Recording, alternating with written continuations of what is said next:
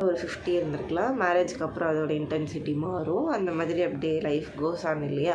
வலி கொண்டும் வெல்லும் வானவில் தானே அப்படின்றது ஒரு பாடி வைஸ் சேஞ்சஸ் நிறையா நடக்கும். இல்லை ஸ்கூல் படிக்கும்போது அப்போ தான் வந்து ஃபஸ்ட்டு பீரியட்ஸ் ஆரம்பிக்கும். அந்த மென்சுரேஷன்ன்றது ஃபஸ்ட்டு ஸ்டார்ட் ஆகும்.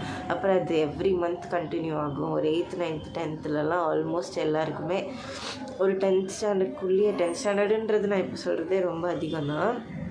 ஆல்மோஸ்ட் சரி ஒரு ஆவரேஜாக வச்சுப்போம்.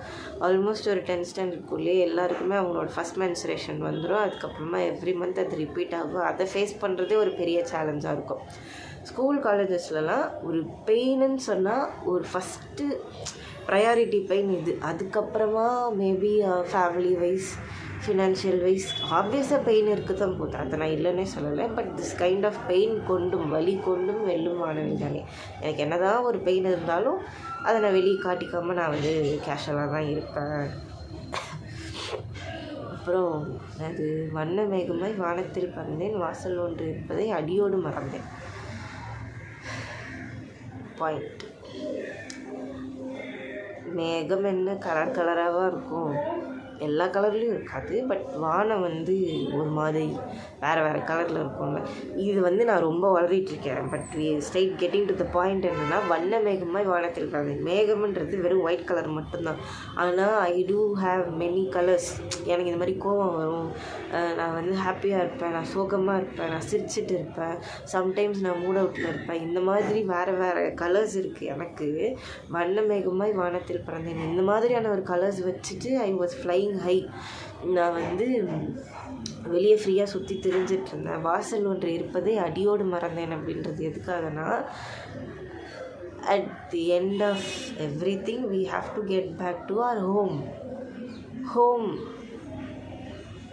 வீட்டுக்கு தான் வந்தாகணும். வீட்டுக்கு வந்தால்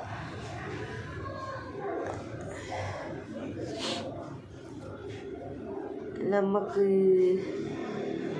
வாசல் ஒன்று இருப்பதை அடியோடு மறந்தேன் அப்படின்றது வந்து எல்லாத்துக்குமே நமக்கு என்ன சொல்கிறது, எப்படி சொல்கிறது, வாசல் ஒன்று நம்மளை வந்து வேறு ஒரு வீட்டுக்கு அனுப்ப போகிறாங்க, இல்லை நம்மளை நம்பி ஒரு பொறுப்பை ஒப்படைக்க போகிறாங்க அப்படின்றத வந்து நான் அந்த டைமில் அது பெருசாக நான் கேர் பண்ணிக்கவே இல்லை. அதை நான் பயங்கர கேர்லெஸ்ஸாக விட்டுட்டேன்.